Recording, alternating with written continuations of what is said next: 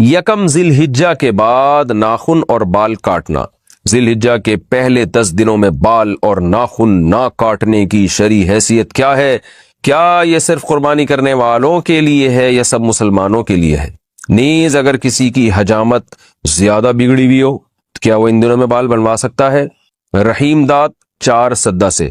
ذی الحجہ کا چاند نظر آ جائے تو حدیث میں آتا ہے کہ وہ شخص جس نے قربانی کرنی ہے، قربانی کا ارادہ ہے جس کا، ہر آدمی کے لیے نہیں ہے، جس نے قربانی کرنی ہے، جس کا ارادہ ہے، ظاہر ہے مالدار کا ارادہ ہوتا ہے، اور اگر غریب کا ارادہ بن گیا ہے، واجب تو نہیں ہے غریب پر لیکن وہ ارادہ کر لیتا ہے، تو اس کے لیے بھی مستحب حکم یہ ہے کہ وہ ناخن اور بال نہ کاٹے، یعنی چاند نظر آنے سے پہلے کاٹ لے اور پھر ان 10 دنوں میں نہ کاٹے، اور وہ جب کاٹے جب جانور کے گلے پہ چھری چل جائے۔ یہ افضل عمل ہے، بہتر عمل ہے، لازم نہیں ہے، اور یہ افضل بھی اس صورت میں ہے کہ بعض دفعہ یہ ہوتا ہے کہ 40 دن ہونے والے اور ناخن بال آپ نے کہیں کاٹے نہیں ہیں، تو پھر 40 دن کی مدت سے زیادہ تو پھر یہ ناجائز ہو جائے گا، تو پھر ایسی صورت میں بہرحال آپ کو کاٹنے پڑیں گے، یعنی بہت زیادہ اگر ناخن بال بڑھ گئے ہیں اور 40 دن کی مدت پوری ہونے والی ہے تو پھر آپ کے لیے کاٹنا ان بالوں کو واجب ہے۔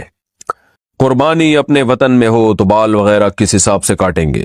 بیٹا لندن میں رہتا ہے اور قربانی کراچی میں ہوتی ہے، کیا وہ اپنے بال وغیرہ کراچی کے حساب سے قربانی کے بعد کاٹے گا؟ نزہت صاحبہ کراچی سے۔ جی ہاں، کیونکہ حدیث میں آتا ہے کہ جو بال یا ناخن نہ کاٹے جائیں، جو کہ افضل عمل ہے، واجب نہیں ہے، تو وہ اس صورت میں ہے جب جانور کے گلے پہ چھری چل جائے تو پھر کاٹ سکتا ہے۔ تو جب کراچی میں اس نے قربانی کی اور یہاں جانور کٹ گیا تو وہ لندن میں ہو یا امریکہ میں ہو بال کاٹ سکتا ہے۔ قربانی کی عبادت کا آغاز کب ہوا؟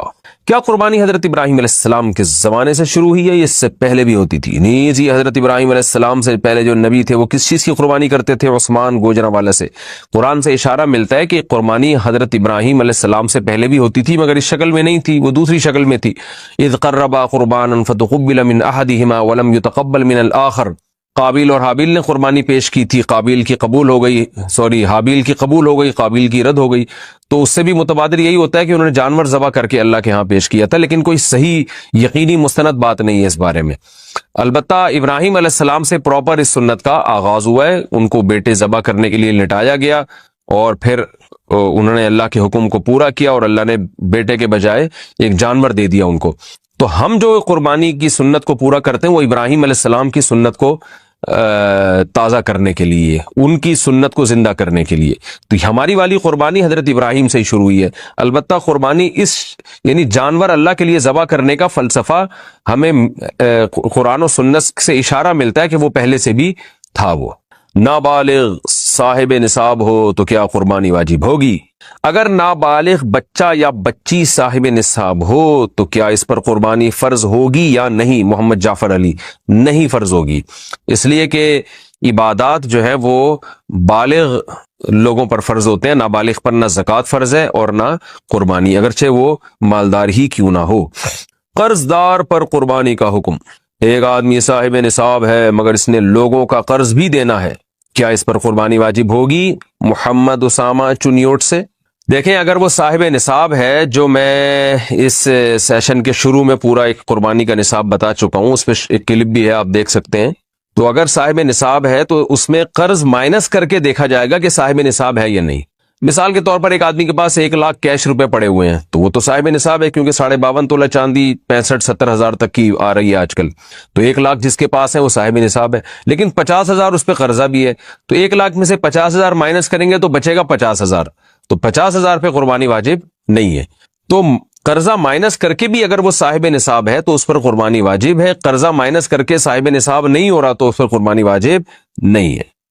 مہنگے موبائل پر کیا قربانی واجب ہے؟ موبائل فون کی قیمت 70,000 روپے ہے، کیا اس کے مالک پر قربانی واجب ہے؟ نعمان رنگون سے برما منمار۔ موبائل چاہے 1 کروڑ روپے کا ہو، اگر وہ استعمال میں ہے تو وہ ضرورت سے زائد میں اس کا شمار نہیں ہوگا۔ ضرورت سے زائد کی ایک سادہ ڈیفینیشن یہ ہے کہ جو چیزیں استعمال میں نہیں ہے، تو اگر وہ استعمال میں ہے تو پھر اس پر قربانی واجب نہیں ہے، اور اگر میں ڈبہ پیک رکھا ہوا ہے استعمال میں ہے ہی نہیں اور پورا سال اسی طرح گزر جاتا ہے استعمال میں ہی نہیں آتا تو پھر اس پہ قربانی واجب ہے۔ یا آپ نے موبائل بیچنے کی نیت سے خریدا ہے، پھر تو سستا سا بھی موبائل ہوگا تو وہ سامان تجارت میں داخل ہے تو وہ نصاب میں شامل کیا جائے گا اس کو۔ قربانی کے بجائے غریبوں کی مدد کرنا کیسا ہے؟ کچھ لبرل لوگ کہتے ہیں کہ قربانی کے بجائے غریبوں کو پیسہ دیا جائے تو یہ قربانی کرنے سے زیادہ بہتر ہے۔ کیا ایسا کرنا جائز ہے؟ اور کیا ایسا کہنے والے کے ایمان میں کچھ